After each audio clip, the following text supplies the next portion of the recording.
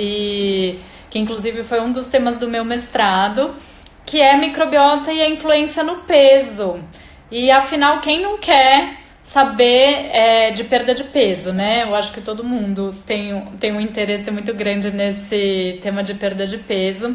E daí eu vou falar um pouquinho da microbiota, qual que é a influência das bactérias do nosso intestino na questão do peso. Então, não sei se vocês já sentiram isso, mas às vezes, lógico que não é o único motivo, mas às vezes a gente faz uma dieta perfeita, até uma dieta que a gente já fez alguma vez na vida e que deu certo. E daí chega um momento que ela começa a não dar mais certo, não tem resultado. Tem gente que quer ganhar peso. Isso também acontece muito, vamos falar. E daí aquela dieta que você sempre fez e que dava um resultado, de repente começa a não dar mais resultado e você não entende muito o que está acontecendo. E pode ter uma grande influência da microbiota intestinal, sim, dependendo das bactérias que estão predominando o seu intestino, elas podem contribuir aí para o ganho de peso. E é isso que eu vou explicar hoje, como que elas fazem isso e como que a gente pode melhorar isso, né? Porque afinal a gente quer resultados, né? Quem não quer resultados? Vou começar falando, eu separei aqui um cronograma, mas vocês vão me perguntando e daí, conforme for, eu vou mudando o rumo da historinha. Mas eu comecei separando aqui para explicar um pouco para vocês como começaram esses estudos de microbiota e peso e obesidade, né? Então, um grupo de pesquisador muito da área de microbiota, muito famoso, eles fizeram uns experimentos no início em ratos, isso foi em 2005, para vocês verem que faz tempo, mas também não é tanto tempo assim, né, esses estudos. Mas eles viram que os ratinhos obesos, eles tinham uma microbiota diferente de ratinhos não obesos. E daí, o que era o perfil dessa microbiota? Eles tinham um perfil maior de bactérias do grupo dos Firmicutes. Eu sempre falo isso aqui, gente, mas às vezes acaba, para quem não é muito da área, se confunde um pouco com os nomes. A gente tem dois grupos de bactérias mais importantes no intestino que predominam o intestino, que são os Firmicutes e os Bacteroidetes, tá? Então esses dois grupos, eles têm que dar aí mais ou menos entre 80% a 90% da nossa microbiota intestinal. E daí esses pesquisadores viram que esses ratinhos, eles tinham muito mais Firmicutes do que Bacteroidetes. E daí chamou a atenção isso e começaram a fazer diversos experimentos em relação a essas pesquisas. Então eles avaliaram primeiro ratinhos que tinham alterações genéticas assim para obesidade, avaliavam a microbiota e daí eles começaram a fazer experimentos com dieta. E daí colocavam o ratinho com uma dieta hipocalórica e sem muita gordura, uma dieta bem para perda de peso, e os ratinhos que tinham essa microbiota do obeso, com mais Firmicutes, eles não respondiam tão bem à perda de peso e começaram a fazer esses testes, até que passaram isso para os humanos e fizeram uma pesquisa muito interessante que era de transplante da microbiota do obeso para um ratinho magro.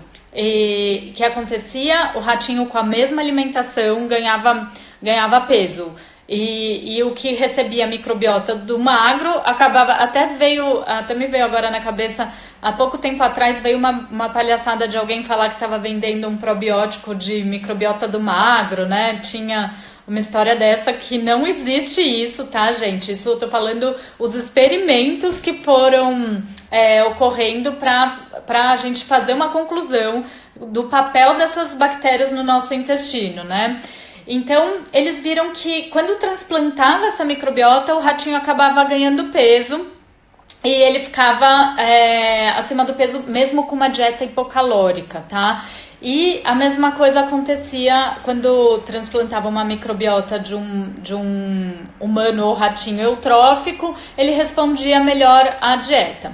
E viram que era muito essa diferença dos Firmicutes e dos Bacteroidetes, tá? Então a gente tem essa razão, inclusive nos testes de microbiota intestinal, a gente consegue avaliar o quanto tem de Firmicutes e o quanto tem de Bacteroidetes, e isso acaba sendo até um parâmetro para a gente dizer se o paciente tem desbiose microbiose ou não. E daí, conforme foram surgindo esses estudos, eles foram tentando entender qual que é o mecanismo de ação que esses tais de firmicutes podem fazer na microbiota e contribuir com essa obesidade. E daí eles viram que essas bactérias, elas acabam fermentando, como se estivessem fermentando mais aquele alimento. Então eu comi uma banana e você comeu uma banana. E daí, se você tem mais firmicutes, eles vão fermentar mais essa banana e fazer metabólitos como acetato, que vão contribuir um pouco com síndrome metabólica e ganho de peso. Além de que ele vai fazer o que a gente chama de lipogênese de novo. É como se ele ficasse extraindo mais caloria do alimento do que realmente ele tem. E daí a gente vai absorvendo isso e vai passar por uma metabolização no fígado e pode fazer gordura. E isso vai acumular em tecido adiposo, tá? Então essas pragas dessas bactérias, quando desequilibradas, porque todo mundo vai ter firmicutes no intestino, e eles podem ser ser um parâmetro de saudável, inclusive, só para vocês saberem, dentro do grupo dos firmicutes, que é esse que eu tô falando, existem muitos lactobacilos, então não é de todo ruim, é só uma questão da razão ali de como eles estão. Isso é muito importante na microbiota, porque a gente não pode classificar uma bactéria muito só ela como vilã, porque pensa uma bactéria no mundo de bactérias que a gente tem lá no intestino.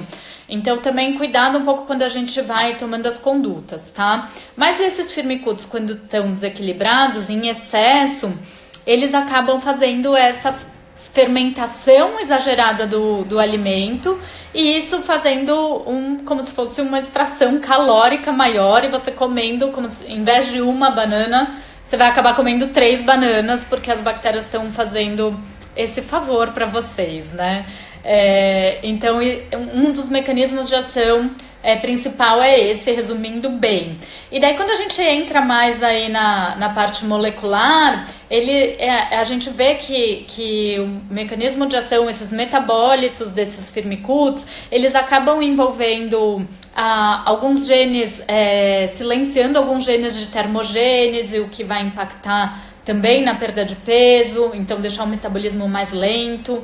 Eles estão envolvidos em alguns mecanismos aí de transporte de triglicérides e de enzimas que fazem também a quebra de gordura. Então, quando a gente vai mais profundo molecularmente, existem vários fatores aí que estão envolvidos na hora que a gente vai estudar essa microbiota aí do obeso, né? E daí já fizeram diversos estudos, até tem um caso muito clássico do transplante de transplante fecal, não sei se vocês já ouviram falar, mas existe para o tratamento de Clostridium, que é uma infecção bacteriana, existe esse transplante fecal, que é transplantar mesmo as fezes de um paciente saudável para um que tem essa condição, né?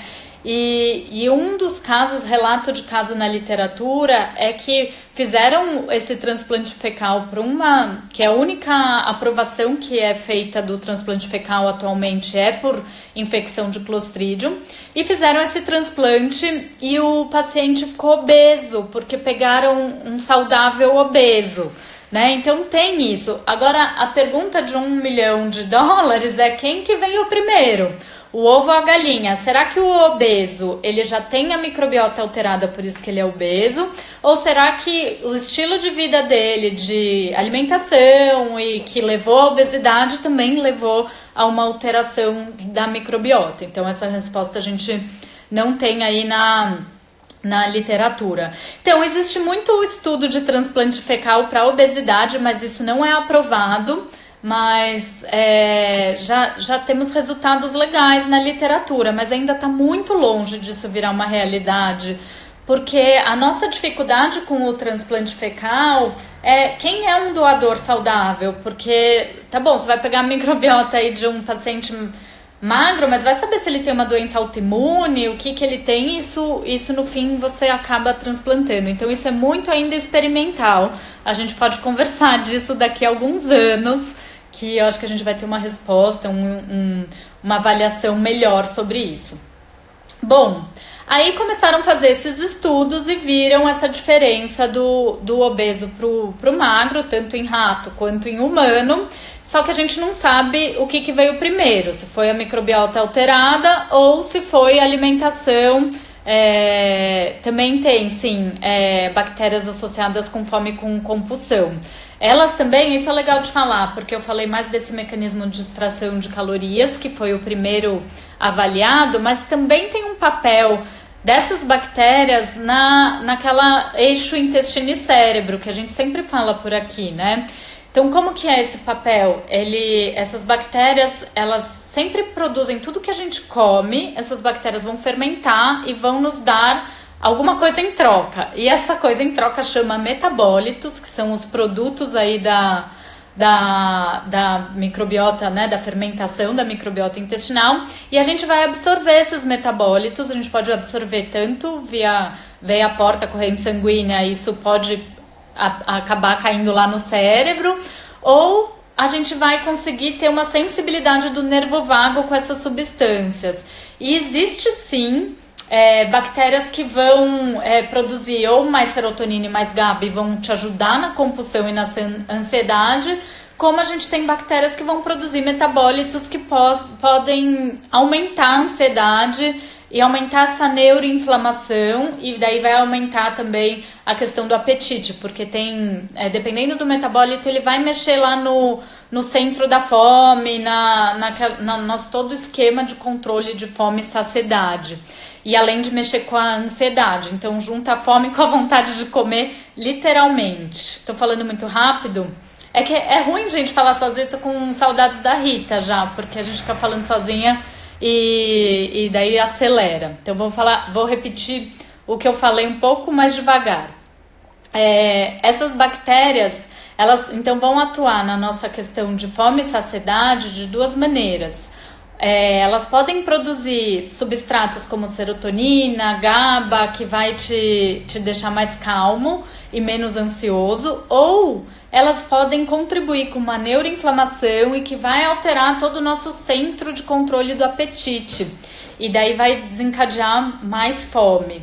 Além de que, lembrei de um outro mecanismo também interessante, que as bactérias elas também estimulam alguns hormônios de saciedade ou não estimulam, né? Então, por exemplo, o GLP-1, que é um dos hormônios que a gente usa aí para mecanismos de saciedade, as fibras elas ativam muito o GLP-1 e vai te promover saciedade, mas é via microbiota, porque essas bactérias fermentando essas fibras que vão ativar aí o GLP-1, PYY e te deixar mais saciado, tá? Então ela consegue ir pelas duas vias, tanto de aumentar a fome e compulsão, ainda mais se você tiver uma genética favorável para isso. Então, se tiver contilenta, deficiências em receptores, tanto de serotonina como de dopamina, que a Rita sempre fala por aqui, o DRD2, e combinar com uma microbiota mais inflamatória, daí com certeza vem de todos os lados aí. Inclusive, a própria microbiota vai ativar esses genes de fome e compulsão, FTO, MC4R, tá? A neuroinflamação pode sim aumentar, ser um dos gatilhos para Alzheimer e para Parkinson também. Então, quando a gente pega um exame de microbiota intestinal que tem muita proteobactéria, bactérias, tantos bacteroidetes também, algumas espécies mais aumentadas, tipo bacteroidetes vulgatus, isso a gente pode ver que pode ser um gatilho aí de neuroinflamação e desregular todo esse mecanismo de fome, saciedade, ansiedade. E para quem tem genética de doença neurodegenerativa, pode ser sim um foco, tá?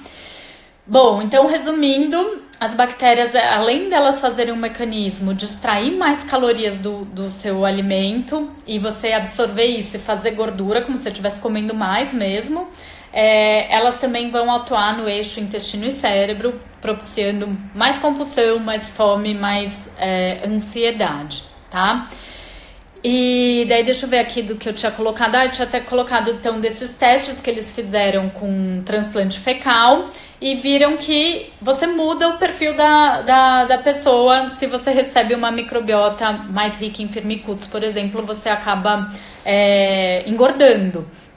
Então, o que acontece com isso? Como eu falei, a gente não tem ainda transplante fecal com essa finalidade, mas a gente consegue adequar essa razão de firmicutes e bacteroidetes com alimentação.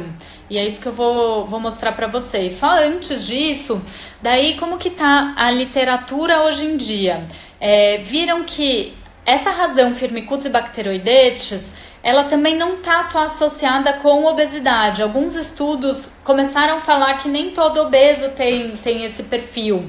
E começaram a ver que a própria alimentação, ela consegue alterar essa razão de firmicutes e bacteroidetes. Tem até um estudo muito famoso que fizeram com criança, e era assim, um grupo de crianças que morava numa aldeia africana, numa cidade onde praticamente eles eram veganos, vegetarianos, uma dieta muito rica em fibras, legumes, verduras, e compararam com um grupo de crianças europeias que tinham uma dieta mais rica em proteínas animais, gordura e carboidratos mais simples, não era tipo dieta mediterrânea, não.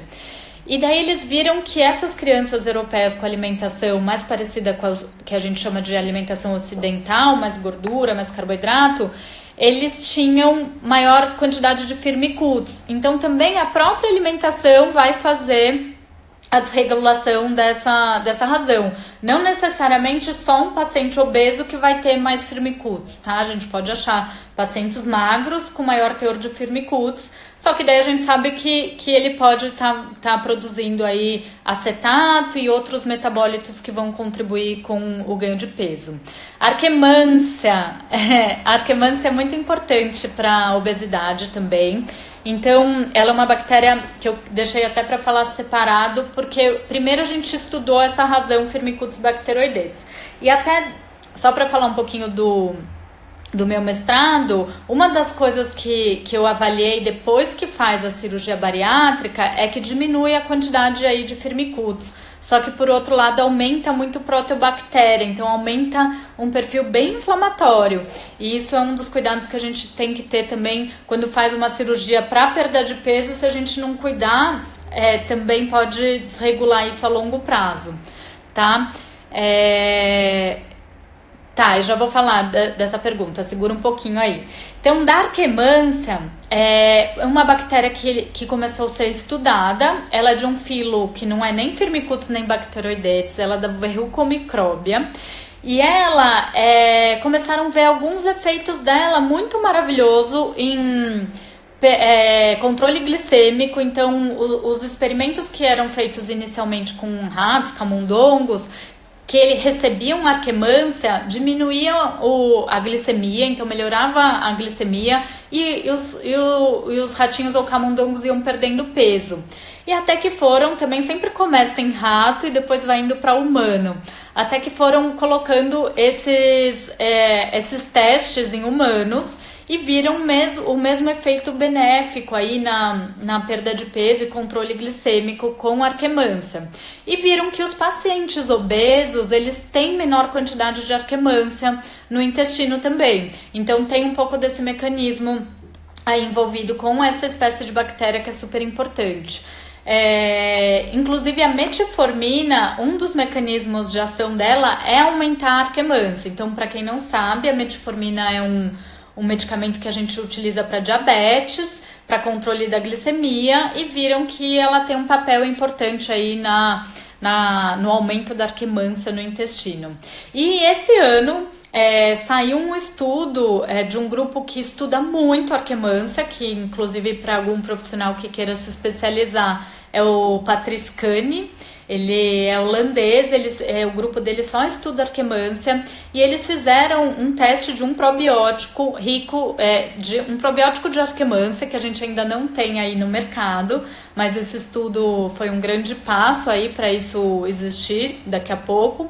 E eles suplementaram arquemância em pacientes obesos ou com sobrepeso e avaliaram todo o perfil aí deles de glicemia, colesterol, enzimas hepáticas, E o que eles viram? Que diminuiu níveis de insulina, diminuiu glicemia em jejum e os pacientes perderam peso, percentual de gordura.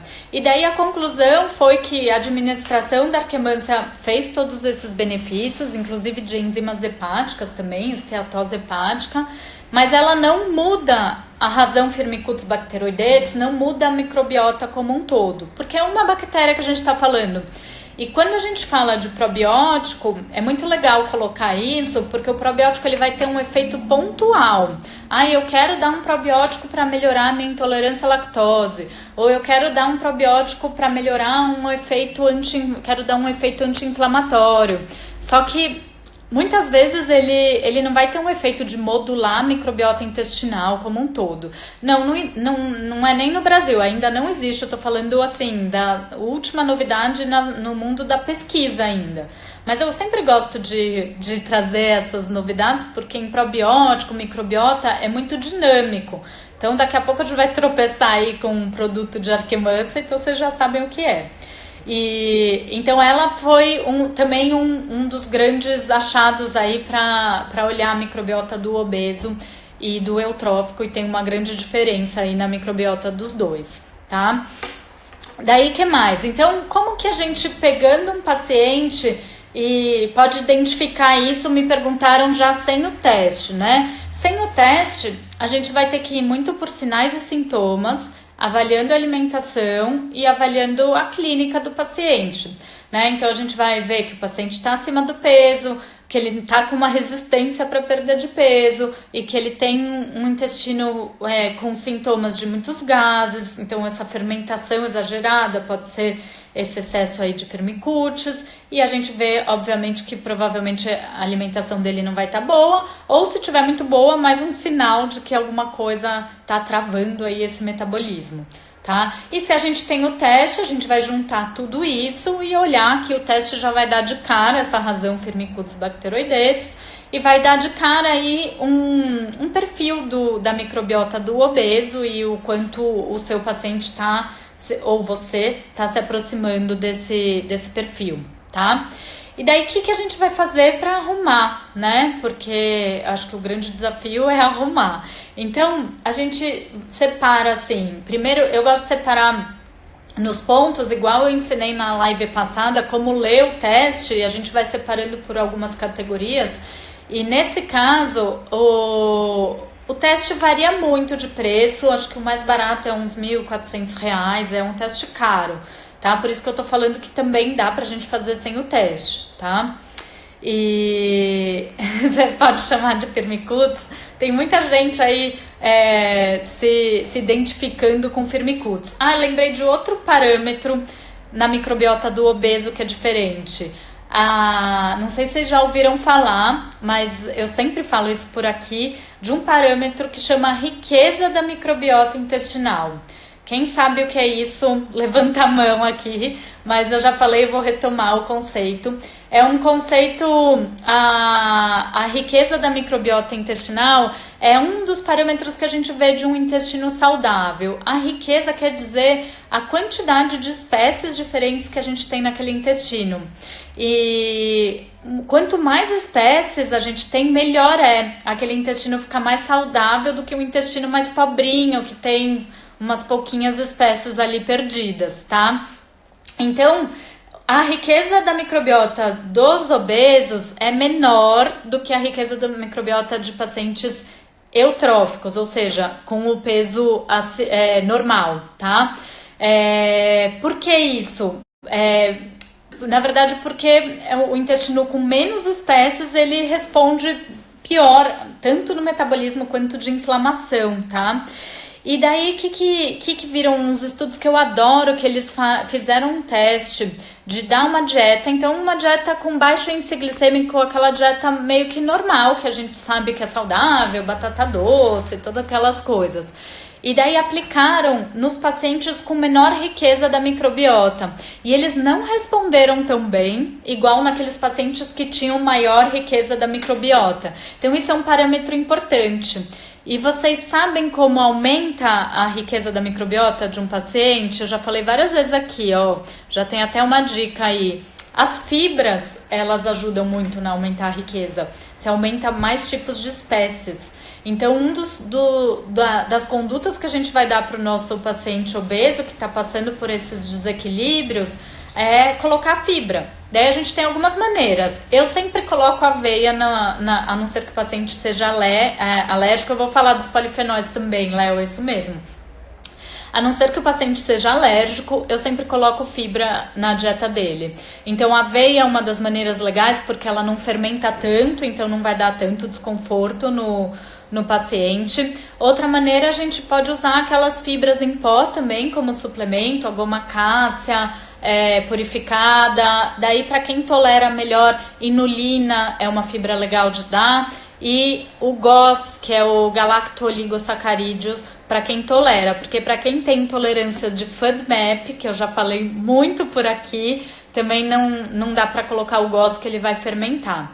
Mas são maneiras da gente aumentar a riqueza, o psyllium também. Bem lembrado, obrigada. São maneiras da gente incrementar a fibra, porque não sei se vocês sabem, mas a gente precisa de fibra de cerca de 25 a 30 gramas por dia. E eu duvido aqui, tirando os nutricionistas, que alguém consome tudo isso de fibra por dia, porque é muito difícil mesmo. A gente precisa consumir muitas verduras e legumes para conseguir. O konjac não fermenta tanto, não. Ele não é uma fibra tão fermentativa, então pode usar, que tem aquelas massinhas com konjac.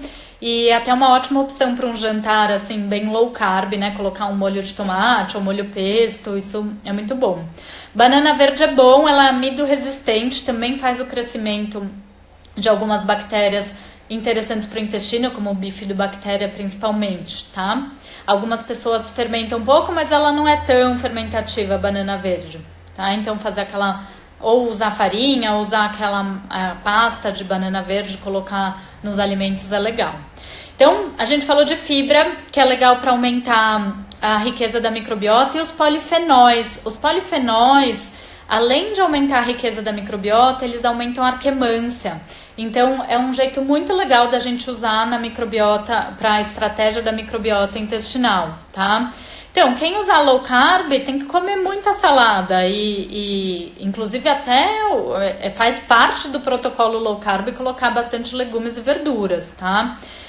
E daí os polifenóis a gente pode usar várias maneiras, tanto em chás, por exemplo, eu gosto muito de dar um chá de cacau, 60 gramas por dia, 60 gramas de fibra, eu nunca vi. Só cuidado para não fermentar, que pode dar muita distensão abdominal. Que eu tava falando dos polifenóis, a gente pode usar os chás, então chá de cacau, chá da casca de jabuticaba, pode usar um chá verde também, que é super rico em polifenóis, que vão ajudar também na melhora do intestino. Então pode ser em chá. Polifenóis são substratos por exemplo, sabe a uva, que todos os alimentos mais roxos que tem aquela substância, o mais famoso dos polifenóis é o resveratrol, que é encontrado no vinho, nos alimentos roxinhos. Então são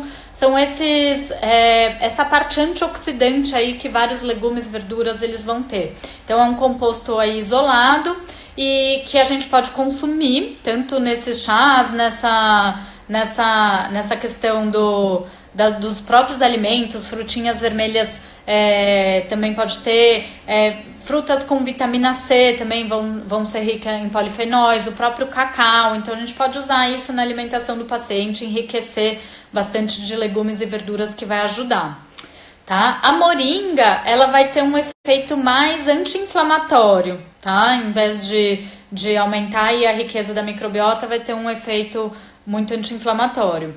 E o licorice, ele é um adaptógeno, ele vai ajudar assim na modulação do estresse, modulação dos níveis de cortisol, mas ele também é bem digestivo, então a gente acaba utilizando bastante nessas condutas para intestino, tá?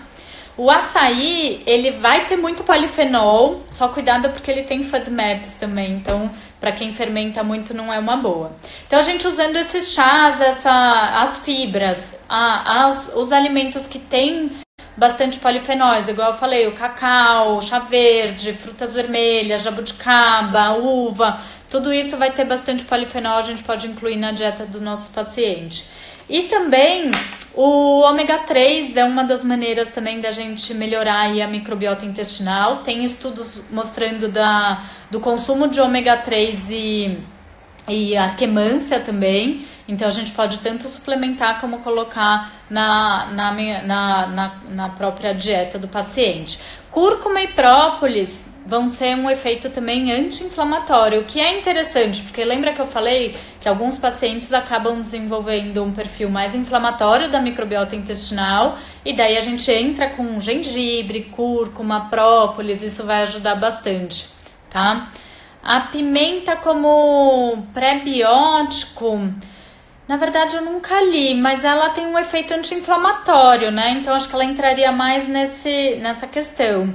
E o ômega 3, para questões da microbiota, que é diferente para questão de cérebro e tal, eu acho que a gente pode usar aí de uns 2 gramas já pode usar, tá? Então o aparelhinho do nervo vago, Léo, eu ainda não senti muita diferença. Acho que o uso tem que ser mais contínuo, mas a ideia é muito legal. Ele dá uma estimulação elétrica aí para o nervo vago, que também melhoraria tanto a ansiedade, aquele aparelhinho que eu coloquei hoje nos stories, para quem viu. Então ele melhora tanto a ansiedade como questões também digestivas bem ligadas aí a essas questões do síndrome do intestino irritável, bem esse eixo intestino e cérebro. E eu usei só durante a consulta ali, fiquei bem, mas acho que para ter um efeito mais legal tem que ser um uso mais crônico. E eu até peguei já uns artigos, eu te mando, Léo, depois, pra gente estudar um pouquinho mais, eu nem conhecia.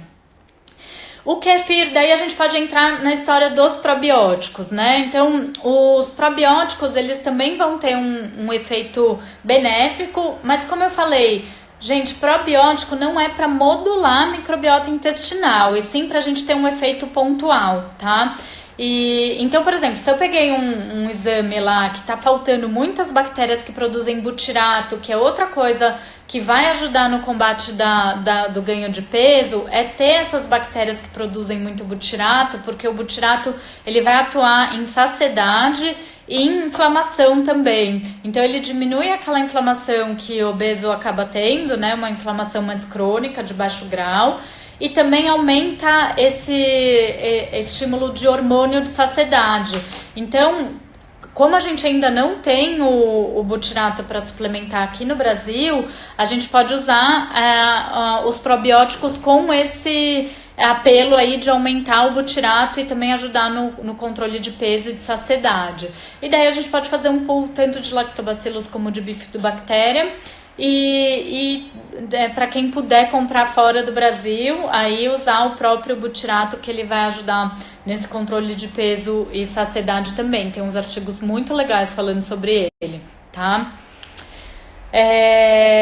Que mais, gente? Vamos colocando as dúvidas. Semente de abóbora não tem FODMAPs, banana também não tem. O seu lanche, Rafael, tá bom sim para questões do FODMAPs. Até pegando o gancho, para quem tá fazendo o protocolo de baixo FODMAPs, cuidado com a questão das fibras, porque lembra que a gente falou de 25 a 30%, eu tô com porcento na cabeça, gramas é o ideal de fibras, né? E pra gente, falando de perda de peso, precisa mesmo aumentar a questão das fibras.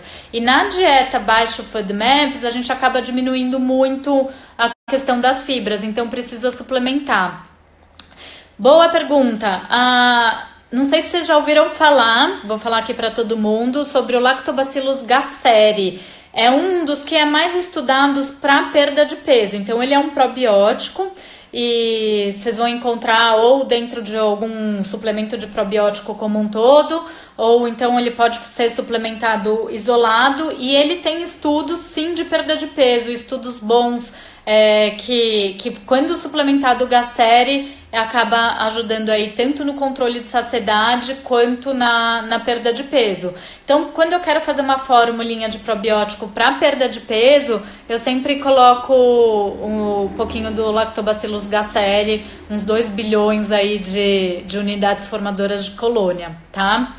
Deixa eu ver aqui, pasta de amendoim para quem tem síndrome do intestino irritável. É meio polêmico, não é para todo mundo que cai bem, apesar dela não ter muito carboidrato fermentativo, e também cuidado um pouco com que ela é adoçada, se for com xilitol, alguns adoçantes não vai cair bem, tá? Então minha orientação é testar, usar um pouquinho e ver se cai bem ou não. Então essa história do Gasseri é muito boa, então eu costumo colocar uma formulinha de... normalmente, quando eu quero fazer esse eixo intestino-cérebro e para probiótico para obesidade, eu coloco o Gasseri, coloco o Helvéticos, que ele ajuda muito no controle, no aumento de serotonina, Bifidobacterium longo e Lactobacillus raminosus. Anotaram? Essa é uma formulinha bem legal para controle de peso e obesidade de probiótico. Então vamos repetir: Lactobacillus gasseri, Lactobacillus raminosus, Helvéticos, Lactobacillus helvéticos, Bifidobacteria longo, e pode colocar aí também mais uma espécie Bifidobacterias animalis para complementar, tá? E então a gente coloca esse probiótico que vai ser uma ajuda, né? Ele vai fazer perder peso sozinho? Lógico que não, mas a gente regulando aí essa microbiota intestinal, a gente vai ajudar esse paciente a regular essa questão dessa superfermentação que pode vir aí do intestino, tá? E pode colocar 2 bilhões de cada uma, sim, né? Como é um probiótico bem específico, pode colocar. E daí a gente, colocando esses outros ativos, os chás, e equilibrando a dieta do paciente, ele vai ajudar a entrar essa razão Firmicutes e Bacteroidetes nos eixos e vai ajudar nosso paciente a equilibrar. Quando você pega um exame de microbiota e tá a razão alterada, eu sempre tento ir colocando... Por exemplo, se tá com muito Firmicutes, a gente vai usando estratégias para aumentar os bacteroidetes. E uma delas é colocar mais fibra. Então, nunca esqueçam aí da história da fibra, que vai ajudar muito, tanto no controle de saciedade, quanto no equilíbrio aí dos Firmicutes e dos bacteroidetes, tá? Enquanto a gente não tem arquemância para suplementar, a gente vai colocando os polifenóis na dieta para aumentar, estimular os níveis de arquemância na dieta. E pior que eu acho que esses estudos de arquemância mostram que provavelmente ela vai vir como medicamento, gente, não como probiótico, mas daí quando vier a gente se preocupa, ainda não sabemos. Que mais? Me perguntaram aqui do kefir e do kombucha, né? Então, o kefir e o kombucha são probióticos muito interessantes porque eles têm uma gama aí de espécies de bactérias diferentes, e então ele é bem completo, ele vai dar uma modulação interessante no intestino. Em contrapartida, a gente não sabe exatamente quem que a gente está dando. Então é mais para um intestino mais saudável, colocar ali para regular a imunidade, tem muito estudo relacionado à imunidade. Mas quando a gente quer dar um efeito pontual, tipo, um probiótico para ansiedade e para obesidade, daí a gente acaba perdendo um pouco a função nesse sentido, porque é um mix aí de colônias de bactérias, de espécies de bactérias diferentes, tá? O que mais vocês têm dúvida? Quem tem muito butirato, ou tem que diminuir os vegetais cru, muito butirato pode dar gases, esse o efeito colateral de muito butirato, né? Daí sim a gente acaba diminuindo um pouquinho de fibras para colocar esse butirato no ideal, né? Para colesterol, probiótico específico, agora eu não tô lembrando, eu posso dar uma pesquisada, faz tempo que eu não estudo isso, mas tem estudos sim de probióticos para colesterol, e mais relacionados a essa questão de oxidação, diminuir estresse oxidativo e inflamação, tá? No intestino irritável eu uso probiótico e da diarreia. Pode acontecer sim, nem todo mundo se dá bem com probiótico, isso é um cuidado que eu sempre falo aqui para tomar, porque alguns probióticos, dependendo de como tá essa microbiota, ele fica muito forte e faz uma fermentação e solta o intestino, tá? Então, cuidado aí na hora de colocar, ainda mais o intestino muito irritado. Eu sugiro começar com um probiótico bem fraquinho, assim, com 2, 3 cepas, numa quantidade menor, tá? E daí, gente, ficar perguntando de probiótico para cada caso é muito particular. Isso a gente não tem assim, um probiótico é bom para isso ou para aquilo, porque depende muito de como tá a sua microbiota intestinal naquele momento que você vai tomar o probiótico, tá? Então, tem pessoas que se dão bem e tem pessoas que não se dão bem, tá? Então, é por isso.